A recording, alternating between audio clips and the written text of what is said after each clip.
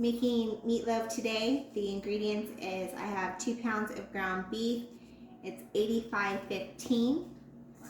I have a whole onion, 1 egg, bacon, plain panko breadcrumbs, salt, pepper, Italian seasoning, ketchup, 1/4 cup of milk.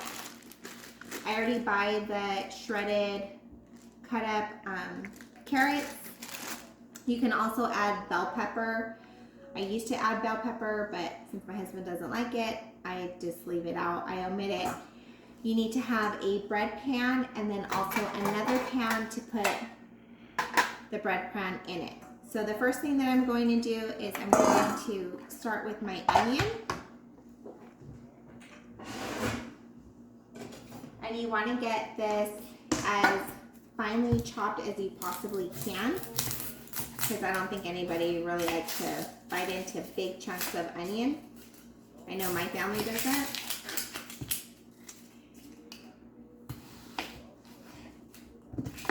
So you only need about half an onion. You don't need to put include the whole onion unless you really like onion.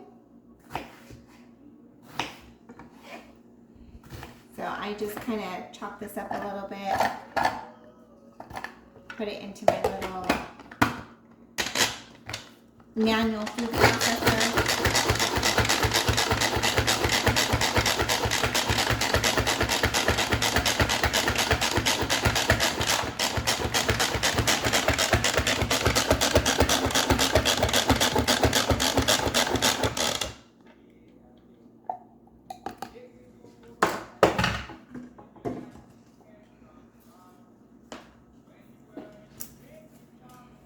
So you have it just about like that. So you're gonna get your ground beef. I like to wear gloves anytime I'm dealing with raw meat, or if I have to mix something with my hands for sanitary purposes, I always wear a glove.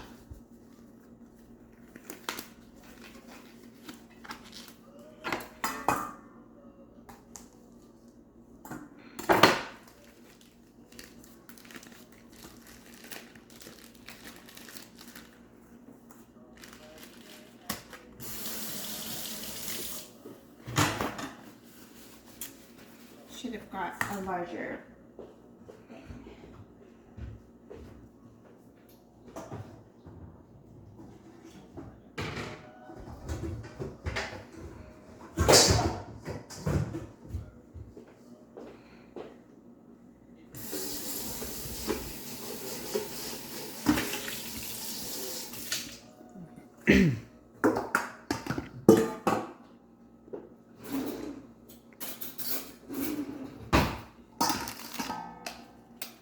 So I have my ground beef in here. Now I'm just going to start adding all of my ingredients. I have half of my onion in here. Then I'm going to put my carrots.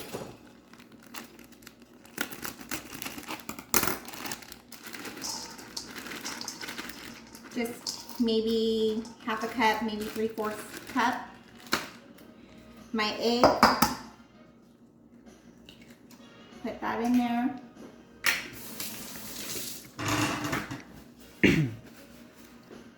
Salt and pepper. Now the salt that I'm using is kosher salt. I just like the texture and I think it gives it a little bit more of a flavor to it. Then my ground pepper. I would say maybe about a tablespoon of pepper. A generous amount of Italian seasoning. Now you could add like the individual seasoning of oregano, thyme, parsley, but I just use my Italian seasoning and I just load it up with the seasoning. To me, I feel like you just can't over season it. The more is better in this case.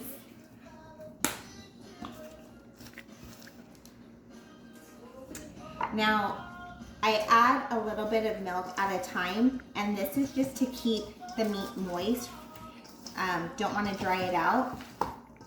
So I just start blending it all together, add a little bit of milk in there, mix it up really good. Another option that you can do is put cheese in it, shredded cheese. But for this meatloaf, I'm gonna just omit it and not put the cheese in it.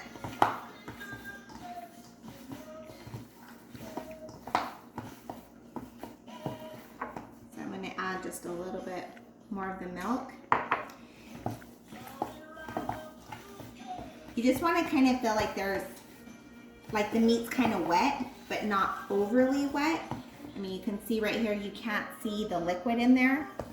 It just adds moisture to the meat so it doesn't dry out. And especially with the breadcrumbs, if you add a lot of breadcrumbs and you don't have extra liquid in it, then your meatloaf's gonna come out dry. So breadcrumbs, I really don't have a measurement. I mean, I really don't cook with measurements, but I would say that's probably about a cup. And I just kind of keep mixing it in. Another thing that you can add is tomato sauce in your meatloaf in lieu of the milk. So if you wanted to switch out the milk for tomato sauce, that's fine too. Same thing, you still can't see the mixture, or you can't see the liquid. I'm just gonna add a little bit more of the breadcrumbs and more of the Italian seasoning. Now with the ketchup tends to sweeten as it bakes. So I'm just gonna add some ketchup in it. I know you're probably thinking like ketchup and meatloaf, but it actually tastes really good. So I just added maybe about 1/4 of a cup of ketchup. Mix it all in.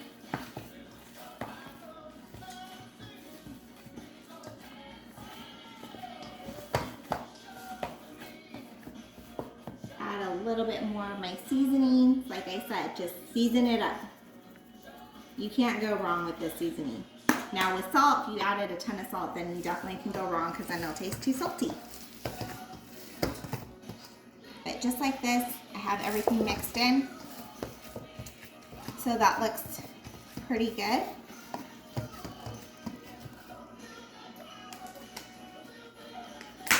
Take off my gloves.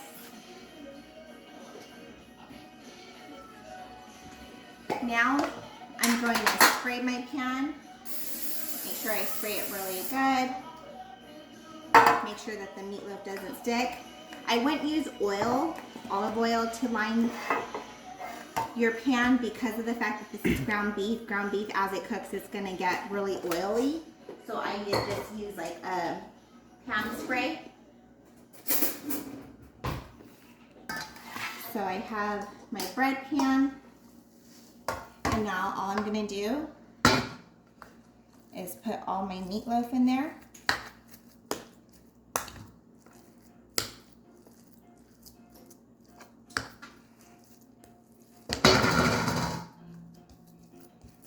Just kind of smush it in there.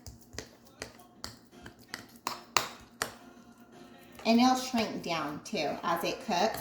Just think about like when you make a hamburger patty. You know, it first starts off large, but then when you put it on the barbecue, it kind of shrinks. Same thing, same concept. So I'm just gonna put that in there. Now with the bacon, this just adds a different type of flavor to it.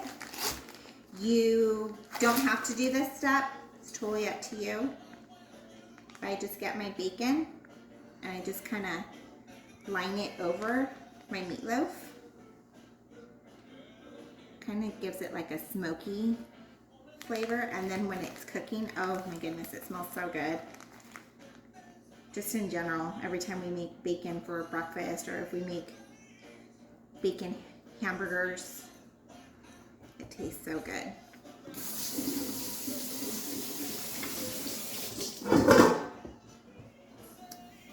Now, one thing I forgot to mention before I started prepping or preparing my meatloaf, I preheated my oven to 375. This will cook for about 40 minutes. At the 40-minute mark, that's when I'm gonna check it again. Now with my ketchup again, after I lay down my bacon, I'm just gonna line it over, just like this.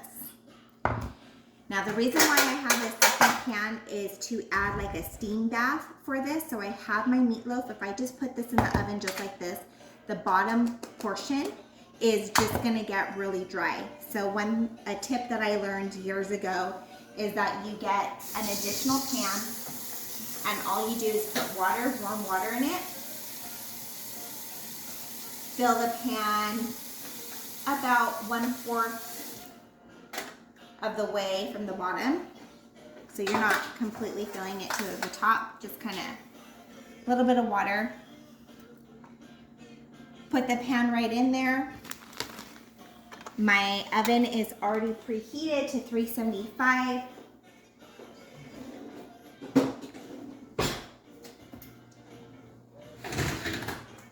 Put it on the middle shelf, not on the very top, because you don't want to burn it. And you don't have to cover this, you can just leave it just like this. Leave it open. Put the meatloaf right in.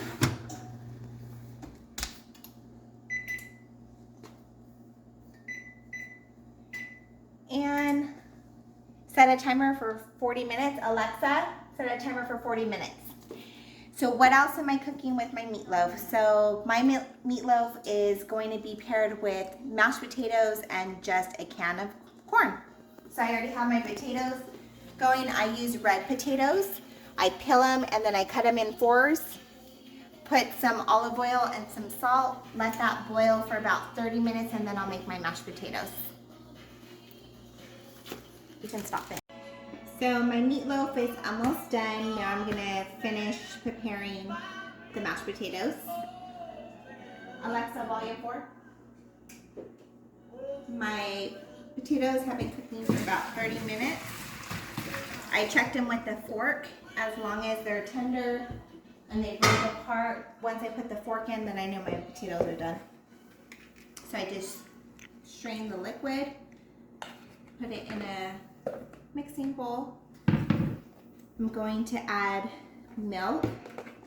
If you have heavy whipping cream, that actually tastes better, but I don't have any, so I'm just gonna use the milk. Tons of butter. Butter, butter, butter. I just put a whole bunch of it in there. And then I have Himalaya pink salt. I just start off with a pretty good amount. Pepper. And then I just use my mixer. I'm gonna come on this side. Before I turn on my mixer, I just kind of break apart more of my potatoes. Mix all the ingredients so since my potatoes are very tender already, they're just kind of falling apart. But to make them nice and creamy, put on the mixer on low.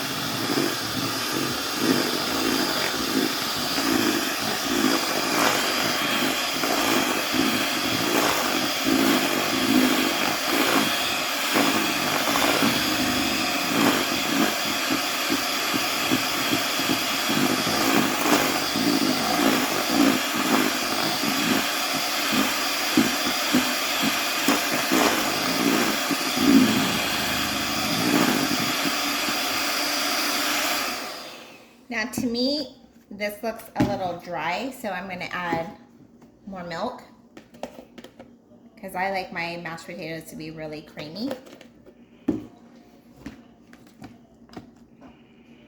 And then same thing, I just kind of mix it around before I turn it on, because if I turn it on the minute after I pour the milk, then the milk's gonna splat everywhere.